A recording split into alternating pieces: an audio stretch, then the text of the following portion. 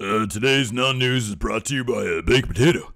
Anyone order a baked potato? Mike Bailey, be my girl. All right. Bring on my non-news. All right, here we go. Hey,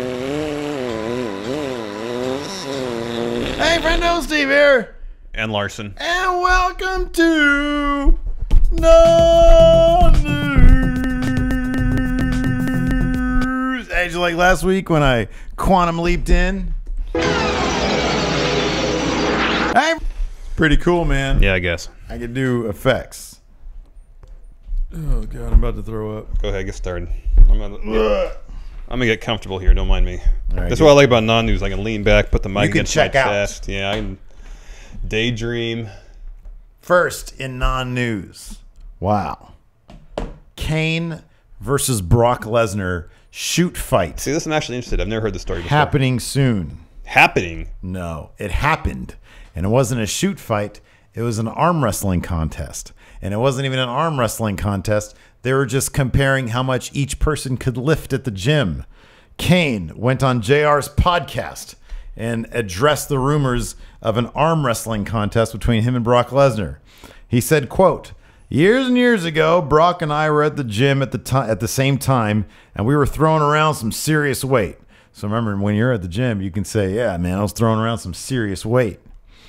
Quote, "And we didn't really have a weightlifting challenge, but we were throwing around some serious weight.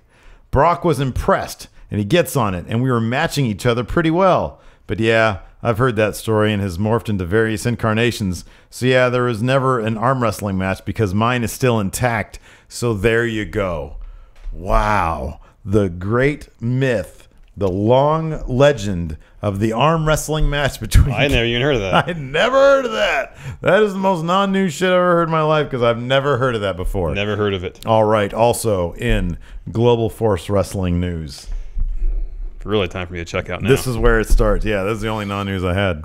Well, okay, here's the thing, dude. I was going to have... Was Paige getting charged? No. But you decided to put that in our Going in Raw Daily. It's real news. It's non-news, man. Here we go. The company, Global Force Wrestling, has announced its own streaming service, Larson, called the Global Wrestling Network. The one thing, and this is according to Meltzer, the one thing they should... It's a boring name. I would pay $10 a month just for Meltzer's GFW news. It's always great. He says the one thing they should try and do with it is include shows from The Crash, Pro Wrestling Noah, and AAA. You actually give people a reason to watch their them. partner organizations. The Impact shows will go up on the network and they will be available free. They also announced they will be coming to Germany, Switzerland, and Austria sooner. It's going to be free? Later. Here's what I speculate. Do you get Impact for free and you have to pay for the pay-per-views? No. Oh, I don't think. Yeah. No, I mean like you pay a subscription rate, not individually pay-per-views. This is what I'm guessing. I think it's going to be a channel on Pluto TV. Oh. They already have something there called the Pro Wrestling Channel, which is stuff, exclusively right? TNA from around 2009. Josh Matthews on last week's GFW mentioned something about being on Pluto TV, the new channel on Pluto TV. So it's not their own streaming service. They have a channel on someone else's streaming service. Although maybe this actually is a streaming service of their actual own. Maybe over-the-top could be streaming service. Could be. Next in non-news, also GFW, the Pope is gone from the announcing team. That's a bummer. This is a bummer. I actually really like the Pope. It says he did a post saying that his contract... Here, I like Meltzer's sort of speculation on this, on this. His analysis. Yeah, thank you, his analysis. Says he did a post saying that his contract had expired and that the arithmetic didn't make sense, which means they weren't going to pay him enough. This is Dave Meltzer here. You can really see signs that they are just trying to keep this together and not lose too much money and don't have a lot to work with. How many wrestlers have left Impact the last 2 weeks? Had Low Key was my next story. The Pope, Brodus Clay. Yeah. That's 3 right there. Someone else left too, didn't they? This is unconfirmed on Twitter from Twitter somewhere. I forget, but I saw it. They're saying that Jeff Jarrett is thinking of coming back to TV. Hold on, I kind of want to confirm that. I kind of want to see if that's anywhere like actual Jarrett GFW. Let's see if that's anywhere in the news. Let's see. There's a Jeff Jarrett video of some sort. What does that mean? Taunts Jeff Jarrett. I think Jeff Jarrett's coming back because there was some sort of storyline they're doing with Lashley and America Top Team, where the head of America Top Team gets pissed because Lashley's pro wrestling and he wants him to stop pro wrestling. Yeah. Something tells me Jeff Jarrett was one talking to him in last week's Destination X.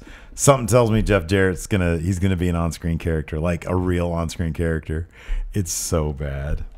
It's so bad. Yeah, finally in non-news, Loki, he's gone. Corner Wrestling Observer, mad about booking. Oh, I like this too. What a dick. He preferences, in something predictable, Low-Key is gone, mad about booking, although he'll be all over television for a number of upcoming shows since he did the tapings. Low-Key was booked to be part of a multiple-person X Division match at Bound for Glory and was unhappy about that. From one source, he showed up the first day at TV, where he was supposed to get a shot at the GFW title and Alberto in the main event, but that was canceled. When they laid out the GFW title picture, which involved Eli Drake, Johnny Impact, which, why would they call him that? Matt Sydal and others, but not him. He was unhappy from day one. He worked the taping, so this is going to be great. So for the next like 8 weeks or something, checked or 12 out weeks, Low-Key. checked out Low-Key. And he's going to be taking out his aggression on whoever is in the ring with him. So those double stomps are going to go from, oh my God, that looks like it hurt, to he is literally trying to end careers. It's going to be great.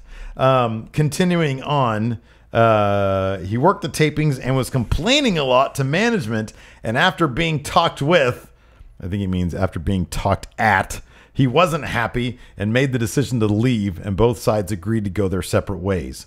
We're told reports this was money related aren't accurate in the sense it was purely creative, and he was under contract at a figure both sides had agreed to. He does have a history almost everywhere of leaving. Almost everywhere of leaving, very often over being unhappy with his creative.